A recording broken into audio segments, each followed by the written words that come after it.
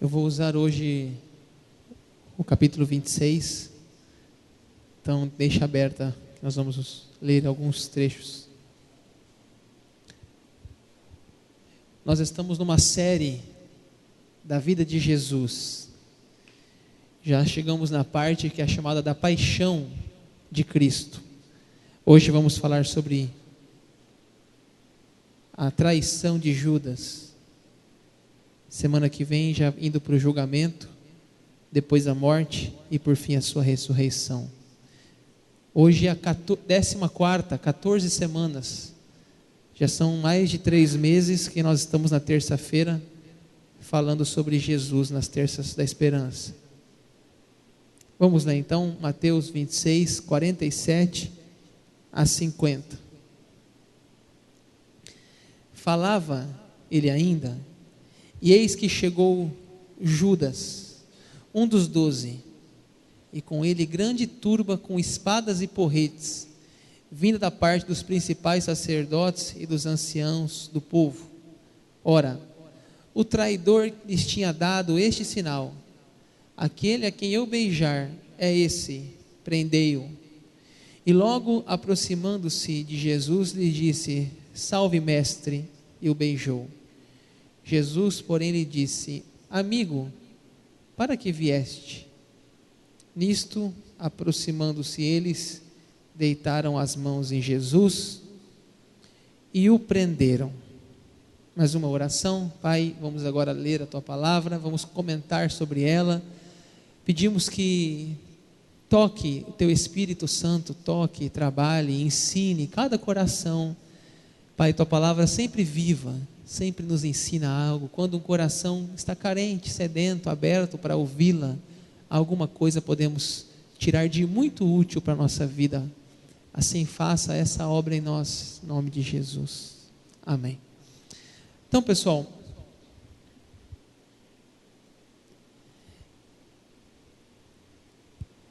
o nome Judas significa louvor. Na época de Jesus, era muito bom dar um nome a um filho Judas. Tanto que Maria, mãe de Jesus, tinha um filho chamado Judas, que não é o mesmo discípulo. Era muito comum nos dias de Jesus pessoas com o nome Judas. Mas se você observar, hoje, dificilmente você vai encontrar alguém chamado Judas. Dificilmente.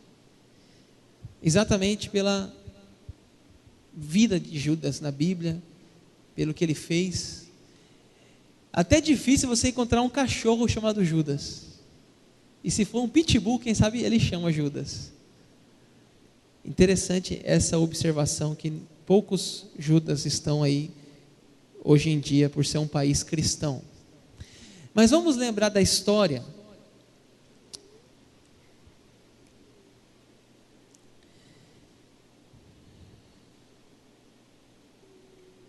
Veja um pouquinho antes na sua Bíblia, como eu disse, eu vou usar o capítulo 26 aí. Veja um pouquinho antes no versículo 14. Mateus 26, 14. Então, um dos 12, chamado Judas Iscariotes, dirigiu-se ao chefe do sacerdote e lhes perguntou: o que me darão se eu o entregar a vocês? Estou lendo uma linguagem diferente aqui, né? Deixa eu ler aqui na minha linguagem. Eu vou versículo 14 mesmo. Então um dos 12, chamado Judas Iscariotes, indo ter com os principais sacerdotes, propôs: que me quereis dar e eu vos entregarei? E pagaram-lhe 30 moedas de prata. E desse momento em diante buscava ele uma boa ocasião para o entregar. Pessoal, essa cena, se você vê na sua Bíblia aí, o tópico da minha Bíblia em negrito é o pacto da traição. Se você ver depois dessa parte, vai estar escrito a ceia do Senhor, a partir do versículo 26. Ou seja, Judas, ele vai lá, combina para vender Jesus, o preço, 30 moedas de prata, e ele volta para a ceia, como está essa imagem aqui, a famosa ceia lá onde João relata que houve o lava-pés, e ele volta como se nada tivesse acontecido. Ele volta assim como se não tivesse feito nada de errado. Ele volta para se sentar e Jesus vai lavar os seus pés, inclusive. Veja na sua Bíblia mais um versículo aí. Olha o que Jesus disse no versículo 24 do capítulo 26. Eles estão sentados lá na mesa da ceia, versículo 24. O Filho do Homem, Jesus está dizendo, vai, como está escrito a seu respeito. Mas ai daquele, por intermédio de quem o Filho do Homem está sendo traído. Melhor lhe fora não haver nascido. Olha a falsidade de Judas agora. Então Judas, que o traía, perguntou, acaso sou eu mestre? Olha o que esse homem tem coragem de falar. Acaso sou eu mestre? Respondeu-lhe Jesus, tu o disseste. Gente, uma das coisas mais feias que tem é mentira. O mais triste, você olhar para o seu filho, fazer uma pergunta para o seu filho, você sabe que foi ele, e ele tem a coragem de dizer na sua cara que não foi. É muito feio isso. A mentira é muito feio, quando você tem a certeza quem é a pessoa, como Jesus sabia que Judas estava fazendo, e ele nega, ele mente. E assim, gente, ele vai levantar daquela ceia, como se nada tivesse acontecido. Ele vai sair da presença dos discípulos de Jesus e vai procurar aqueles religiosos que esperavam Judas chegar para ir atrás de Jesus e prender Jesus. Os soldados já estavam preparados, guardas. A Bíblia diz que 600 de homens, tropas reunidas, prontas para o plano de entregar Jesus. Olha o pacto da traição no versículo 48. Versículo 48. Ora, o traidor lhes tinha dado este sinal: aquele a quem eu beijar é esse. Esse era o pacto. Aquele é o sinal. O que eu beijar, esse é o que vocês vão aprender. Pessoal, semana passada nós falamos aqui de Jesus no Getsêmani. Está aqui nesse momento aqui da cena. Nós falamos de Jesus no Getsêmani. Quem veio no culto semana passada lembra do sofrimento de Jesus, né, que ele dizia: Pai, passa de mim este cálice. Interessante que eles saem da ceia, da última ceia, e Judas já não está mais ali. E eles vão 11 discípulos, mais Jesus, até o Getsêmani. Judas já não está ali. E aí vocês conhecem a história. Jesus pede companhia deles. Falei semana passada, a alma de Jesus agitada, precisando de amigos, chamando os discípulos para orar com ele. E nesse momento, nós lemos semana passada, vocês lembram? Olha o versículo 46 aí, que eu falei para vocês semana passada. Jesus não desiste da cruz, mas ele se levanta. Versículo 46 fala: levantai-vos, vamos, eis que o traidor se aproxima. Agora eu quero ler com vocês do 47 até os 50 agora. Imagine a cena. Falava Jesus ainda, e eis que chegou Judas, um dos 12, e com ele grande turba, com espadas e porretes, vindo da parte dos principais sacerdotes e dos anciãos do povo. Ora, o traidor lhes tinha dado esse sinal: aquele quem o beijar é esse, prendei-o. E logo aproximando de Jesus, lhe disse: salve, mestre, e o beijou. Jesus, porém, lhe disse: amigo, para que vieste?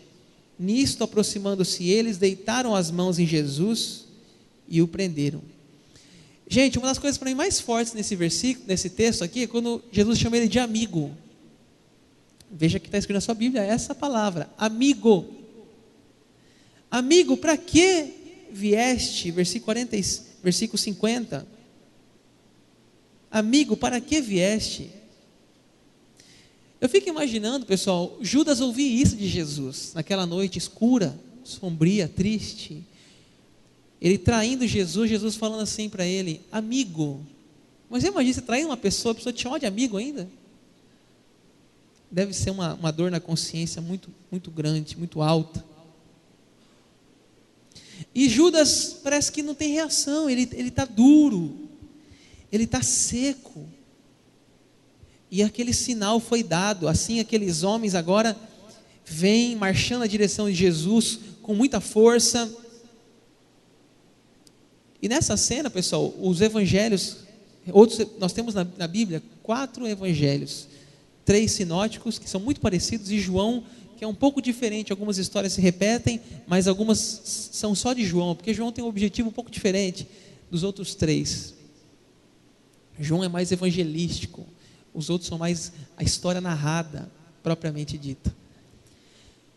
E nos 4 evangelhos aparece esses episódios, só que João relata uma coisa interessante, fala que Simão Pedro, nessa hora, puxou a espada e feriu o servo do sumo sacerdote, cortando a orelha, e o nome dele era Malco. Mateus não diz o nome desse homem, e nem que foi Pedro. Mas é interessante que João relata isso. Mas eu vou mostrar para vocês aqui que em Mateus relata esse episódio. Veja o versículo 51 até o 54. E eis que um dos que estavam com Jesus, no caso João diz que é Pedro, estendendo a mão, sacou da espada e golpeando o servo do sumo sacerdote, cortou a orelha. Então Jesus lhe disse: embanha a tua espada, pois todos que lançam mão da espada, a espada perecerão. Acaso pensa que não posso rogar a meu Pai, e Ele me mandaria, neste momento, 12 legiões de anjos? Como, pois, se cumpririam as Escrituras, segundo as quais assim deve suceder? Pessoal, Jesus dá uma lição aqui interessante. Quem com a espada fere, com a espada será ferido. Guarda essa espada, Pedro. Não é o propósito, meu objetivo não é isso. E Jesus então, gente, ele estica os braços assim, ó. Me prendam. Podem me prender. Eu não quero reagir. Eu não quero mandar uma legião de anjos aqui. Eu quero que continue o rumo da cruz. É para ela que eu vim e estou disposto a morrer nela. Agora, pessoal, é interessante que Judas, ele foi chamado para ser um apóstolo de Jesus. Eu já falei sobre isso aqui quando Jesus escolheu os seus discípulos. Na série que eu estou fazendo, eu falei da pesca lá maravilhosa, quando Pedro pesca muitos peixes, mas Jesus fala: agora você vai ser pescador de homens. E relata também Jesus chamando Mateus, chamando outros. E Judas foi um dos que foram chamados. Gente, foram só 12. 12, não sabemos, não foi por mérito, foi por graça. Quando Jesus escolhe uma pessoa para um ministério específico, como eram os apóstolos, não é porque a pessoa mereça, mas é graça de Jesus, que viu alguma coisa ali que merecia ser destacado, investido, um chamado, uma vocação, um projeto daquele momento na vida da pessoa. E Judas, gente, ele aceita aquele chamado, ele anda com Jesus durante 3 anos. Você já imaginou você ter a oportunidade de andar com o próprio Jesus? Você vê a ressurreição de Lázaro, você vê a multiplicação dos pães e peixes, você vê paralíticos, cegos, tantos enfermos, mulheres com hemorragia, tantos e tantos milagres, Jesus andando sobre as águas, dizendo palavras maravilhosas, como foi o seu sermão do monte, e ter coragem de vendê-lo por 30 moedas de prata, gente. Ter coragem de vender a sua alma é muito triste quando a gente pensa nisso. Agora, sempre quando a gente fala, Judas, quando fala da moeda de prata, né, das 30 moedas, logo vem à nossa mente a questão do dinheiro, né? O Judas, ele recebeu a mesma oportunidade que os outros discípulos.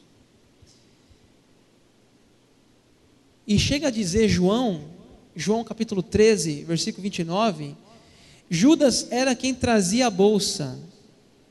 Pensaram alguns que lhe disseram: compra o que precisamos para a festa. Judas que era o tesoureiro do grupo. Judas era quem trazia a bolsa. Está lá em João capítulo 13, 29. Só que Judas tinha um problema avarento. Olha um texto de João 12. 6 dias antes da Páscoa foi Jesus para Betânia, onde estava Lázaro, a quem ele ressuscitara dentre os mortos. Deram-lhe, pois, ali uma ceia. Marta servia, sendo Lázaro um dos que estavam com ele à mesa. Então Maria, tomando uma libra de bálsamo de nardo puro, muito precioso, ungiu os pés de Jesus e o enxugou com seus cabelos. E encheu toda a casa com o perfume do bálsamo. Mas Judas Iscariotes, um dos seus discípulos que estava para traí-lo, disse: por que não se vendeu este perfume por 300 denários e não se deu aos pobres? Isto disse ele não porque tivesse cuidado dos pobres, mas porque era ladrão.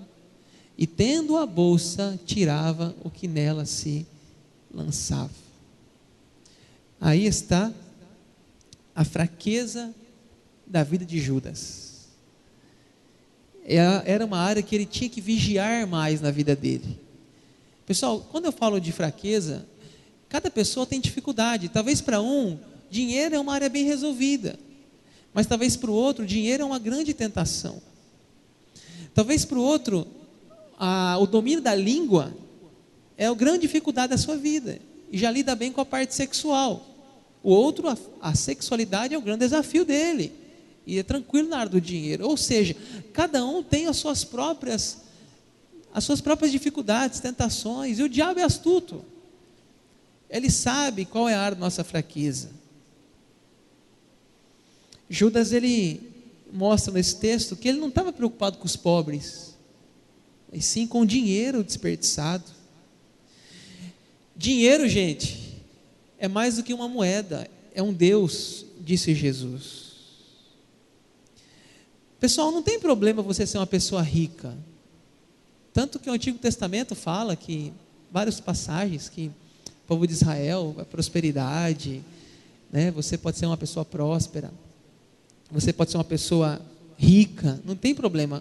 O que Paulo diz é que o amor ao dinheiro é a raiz de todos os males. É o amor, é aquela pessoa que ela pelo dinheiro, ela faz tudo. Martinho Lutero disse uma coisa interessante. Ele falou: 3 conversões são necessárias: do coração, da mente e a do bolso. A do coração, a da mente e a do bolso. Tem uma historinha, só para a gente finalizar essa parte aqui do dinheiro, que um marinheiro estava a bordo do seu navio e estava prestes a naufragar. Na época das conquistas espanholas, navio cheio de ouro. O comandante ordenou que todos abandonassem o navio e veio fazer a última averiguação para ver se todos estavam saindo do navio. Nisso, aquele marinheiro estava assentado em cima do barril que estavam as barras de ouro. E o comandante disse: o que está fazendo aqui, homem? Você não sabe a ordem para abandonar o navio? Está afundando a embarcação. Ele disse: sim, senhor, eu sei, mas não me importo. Eu fui pobre toda a minha vida, pelo menos quero morrer rico. Eu fui pobre toda a minha vida, pelo menos eu quero morrer rico. Ou seja, dinheiro, gente. A morte para ele, o Deus era o dinheiro, e queria morrer abraçado com aquilo. Jesus falou uma coisa interessante que está ligado com isso: que adianta o homem ganhar o mundo e perder a sua alma? Mas Jesus, ele nos dá esperança. Ele contou sobre Zaqueu. Quando Zaqueu se converteu, ele disse assim: eu quero restituir aqueles que eu defraudei financeiramente. Eu quero quitar as minhas dívidas, acertar a minha vida financeira. Aí Jesus disse: hoje houve salvação nessa casa. Quando ele tocou na área financeira de Zaqueu, Zaqueu mudou a sua vida e se converteu naquele momento. Gente, Judas traiu Jesus, mas ele não traiu só Jesus, ele traiu os discípulos, ele traiu sua família, ele traiu o seu próprio nome, que era um nome tão lindo, e hoje esse nome foi tirado da história, porque ninguém mais usa esse nome, que significa louvor. Talvez hoje, se Judas não tivesse feito isso, como existe tanto Tiago, tanto Mateus, aqui na igreja tem 2 já, existe tanto João, tem mais outro João ali, e existia mais um Judas aqui. Mas por causa do que ele fez, nenhum pai, nenhuma mãe dá o nome de Judas. Ele tinha tudo, gente, para marcar o seu nome na história, para ter o seu nome na Bíblia, como tem, deixar um bom registro, deixar uma boa mensagem do que é ser um discípulo. Mas não foi isso que aconteceu. Por causa de 30 moedas de prata, que eram dinheiro na época, não valia muita coisa não. Uma pesquisa que eu fiz, que fala que eram mais ou menos o preço de um escravo, não era muita coisa na época.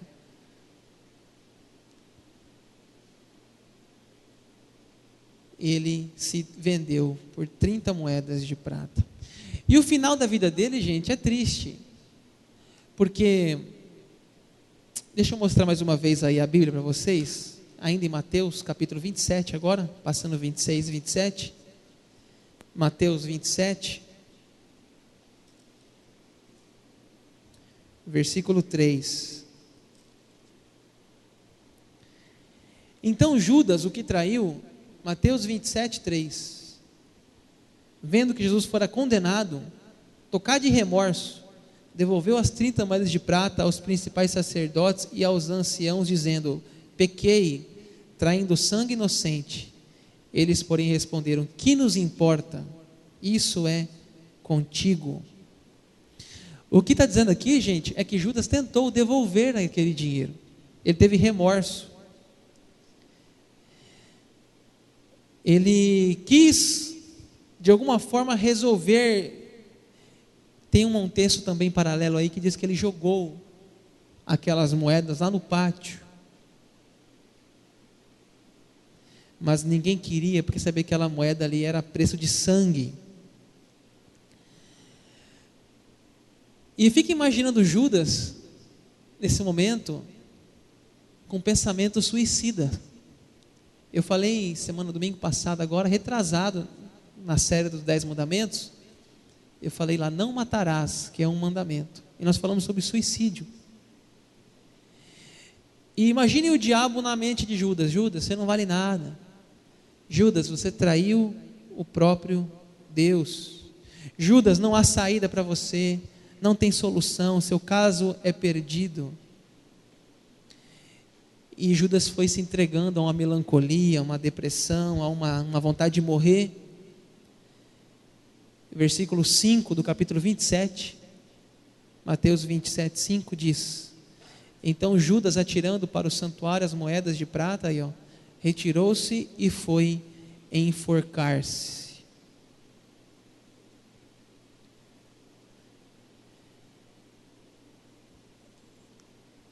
Eu falei sobre o suicídio esses dias atrás, e a gente sabe que o suicídio é uma solução, praticamente assim, posso dizer, é uma tentativa de amenizar o sofrimento daquela pessoa, mas que produz mais tormento para a família, para os amigos, para a sociedade. Judas, pessoal, brincou com Deus, desperdiçou as oportunidades, trocou Jesus pelo interesse financeiro. E interessante que diz a Bíblia que ele teve remorso. E existe uma diferença entre remorso e arrependimento. O arrependimento, pessoal, gera vida. Eu fico imaginando se Judas tivesse se arrependido, não tivesse remorso, arrependido do que ele fez, genuinamente, dissesse realmente que ele tinha errado, eu tenho certeza que Cristo ressurreto aparecia para ele como apareceu para Pedro. Pedro, tu me amas, Pedro? Pedro negou, gente. Conhece ele? Não conheço, uma vez. Ah, você é amigo de Jesus? Não conheço Jesus. Ah, você andava com ele? Nunca vi esse homem. 3 vezes. E Jesus apareceu para Pedro e disse: Pedro, tu me amas, Pedro? Gente, Cristo sempre está disposto a recomeçar com a gente. Sempre. Desde que a mudança seja real, não aparência, verdadeira, genuína.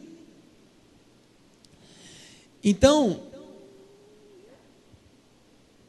ambos choraram, tanto Judas quanto Pedro. Mas um teve remorso, se enforcou. Pedro chorou o choro do arrependimento. Diz a Bíblia em Lucas que Pedro chorou amargamente. Jesus sabia que a sua vontade era recomeçar. Vamos concluir?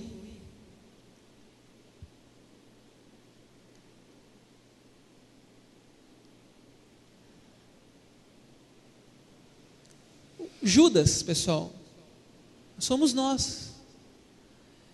Ninguém está livre de uma traição. Ninguém está livre de um pecado secreto. Interessante que a gente fala assim: gente, Judas era um discípulo, gente, era dentro da igreja, dentro do povo, selecionado. Se ele traiu, você acha que a gente não corre risco?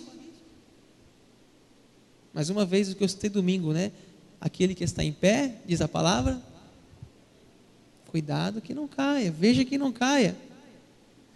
Tem uma frase de um poema inglês que fala assim: até hoje, como sempre ocorreu, o homem por si é avaliado, por 30 moedas Judas vendeu a si mesmo e não a Cristo. A si mesmo e não a Cristo. Judas era uma pessoa inteligente, cuidava da bolsa, tinha capacidade de assuntos financeiros. Ninguém imaginava o que ele poderia fazer nesse caso. Tinha sua aparência, parecia que estava tudo bem, mas ele deu uma brecha e o diabo dominou. E eu quero dizer o seguinte, para finalizar agora, um texto da palavra que diz assim: nem todo que me chama Senhor, Senhor entrará no reino de Deus. Muitos naqueles dias Jesus vai dizer: nunca vos conheci. Muito forte o texto aqui. Nem todo que me diz Senhor, Senhor entrará no reino de Deus. Porque o que Deus não quer, gente, Deus não quer a nossa boca, palavras, que é ação, é mudança. É fácil falar, difícil é viver. E Judas é um grande exemplo de aparência. Estava no meio dos 12. Foi escolhido, mas tinha a alma corrompida. Semana que vem vamos avançando para o julgamento e morte de Jesus. Vamos orar? Pai, agradecemos mais uma vez pela Tua palavra, porque sabemos, Pai, que ela nunca volta vazia. Há sempre um coração que recebe. Tua palavra, ela é apta para orientar, ensinar, animar, admoestar. Tua palavra, assim, Pai, é um alimento da nossa alma. Abençoe todos que estão aqui nessa noite. Ajuda-nos, Pai, a não ter um final como Judas, estar no meio dos crentes, ser um crente, ser um escolhido, e no final deixar a nossa vida se levar pela ganância. Ajuda-nos a começar bem, mas terminar bem, não só começar. Começar é fácil. Ajuda-nos, meu Deus, a terminar bem, que a caminhada cristã, a corrida da vida, não percamos, Pai, a fé, não percamos o amor e a consciência, Pai, do que nós temos que fazer, de mudar, de melhorar. Dá-nos assim esse privilégio de terminar bem, em nome de Jesus. Amém.